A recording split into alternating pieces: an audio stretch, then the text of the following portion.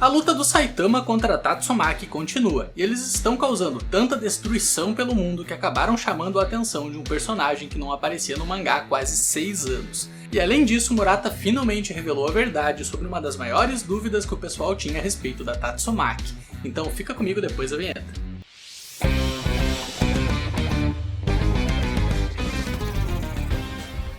E aí galera, tudo beleza? Eu sou o Vinícius Winkler, esse é o NerdTube e hoje eu vou falar de One Punch Man, então já dá aquele soco caprichado no like e garanta sua inscrição aqui no canal. No começo do capítulo vemos que a Tatsumaki está causando uma grande destruição na cidade H enquanto joga o Saitama de um lado para o outro. E aparentemente a heroína da classe S não está nem um pouco preocupada com a possibilidade de ferir ou até mesmo matar alguém como consequência dessa luta dela com o Saitama. Afinal, apesar da maior parte da cidade ter sido evacuada graças à aparição daquele monstro de nível dragão no capítulo passado, nesse capítulo a gente vê que ainda tem várias pessoas escondidas dentro dos prédios. E inclusive vale destacar que uma dessas pessoas que está dentro dos prédios vendo a destruição causada pela Tatsumaki é o herói Rank 1 da classe A, o Amai Mask. E apesar de ele estar assistindo a luta de longe, ele conseguiu reconhecer o Saitama. E lembrando que o Amai Mask já estava completamente obcecado com o careca desde que ouviu a história que o dia nos contou sobre o Saitama ter derrotado o Garou. E depois o herói Rank 1 da classe A ainda viu nas filmagens de segurança da associação que o Saitama é tão forte que derrotou com facilidade um verdadeiro exército de máquinas de combate criadas pelo Metal Knight. E agora que ele está vendo com seus próprios olhos que o Saitama é no mínimo tão forte quanto a Tatsumaki, bom, com certeza o Amai Mask vai virar o fã número 1 do careca de capa. Mas enfim, que na sequência o mangá mostra que apesar do Saitama estar se recusando a revidar os ataques da Tatsumaki, ele não está indiferente à destruição que a salva-vidas de Aquário está causando na cidade. E por isso o careca pede para que ela aceite voltar para os arredores do QG da associação, onde eles não têm como acabar ferindo ninguém acidentalmente. E para surpresa do Saitama, após ele pedir isso, a Tatsumaki simplesmente parou de atacar ele e depois desceu até o prédio onde o Saitama estava. E depois chegou tão perto do careca que os sapatos dos dois chegaram a se tocar. E então a Tatsumaki não fez mais nada, somente ficou encarando o Saitama de perto por vários segundos. E olha, eu acho que o objetivo dela era que o Saitama abraçasse ela de novo e pulasse em direção ao QG dos heróis levando ela de carona. Porém, o Saitama não entendeu o motivo de ela ter chegado tão perto dele, e por isso, após um tempo olhando para Tatsumaki sem ter nenhuma reação, o careca começa a ficar irritado, e por isso ele simplesmente se afasta dela. E então ele aponta na direção do QG dos heróis e diz que eles devem voltar até lá. E galera, quando a Tatsumaki percebe que ela não vai ganhar outro abraço do Saitama, ela simplesmente voa até o careca e agarra ele pela cabeça. E depois começa a arrastar a cara dele na parede usando a desculpa de que o Saitama não sabia a direção que precisava ir para voltar até o QG dos heróis.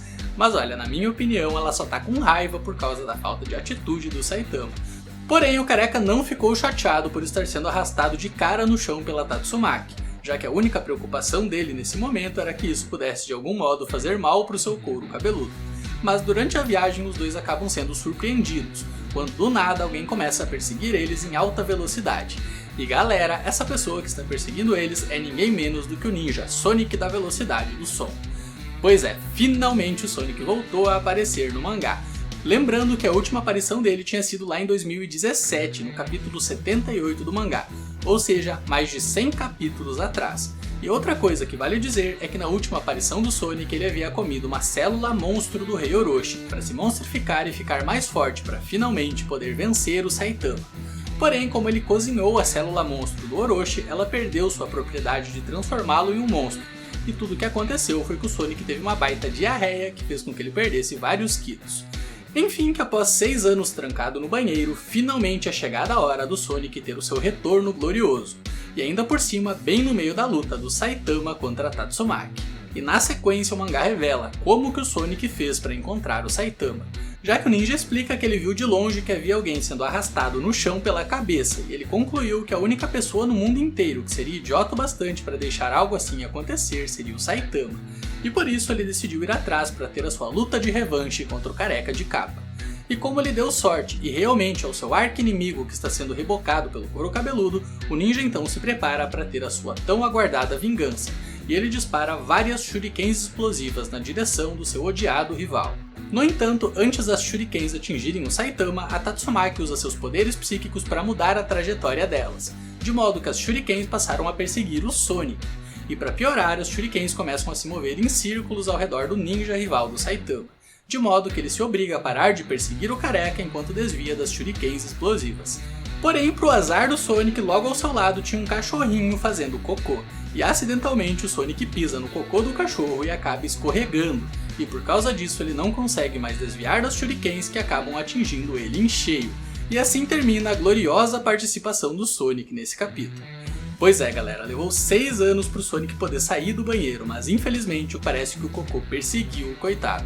Enfim, que na cena seguinte vemos o Saitama e a Tatsumaki chegando novamente aos arredores do QG dos heróis. E então o careca simplesmente se livra do agarrão da Tatsumaki e depois ele diz que agora ela pode voltar a atacar ele com força total de novo, que não tem problema nenhum. Mas nesse momento a Tatsumaki responde que ela tá pegando leve para testar até que ponto o Saitama consegue aguentar. Então é melhor que o careca não seja tão confiante assim ou as coisas vão acabar mal para ele. Porém, o Saitama diz que realmente não vai ter problema nenhum caso ela decida lutar com força total.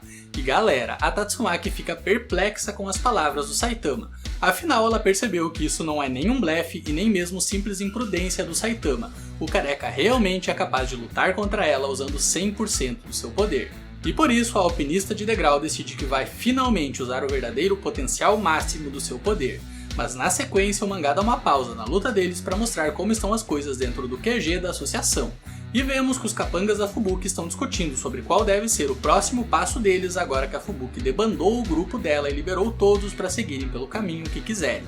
E tem vários ex-capangas dela que estão furiosos e frustrados. Afinal, a principal vantagem que eles tinham por fazer parte do grupo da Fubuki era simplesmente porque tinham uma vida mais fácil, pois eles sempre lutavam em grupos de mais de 30 heróis contra um único monstro.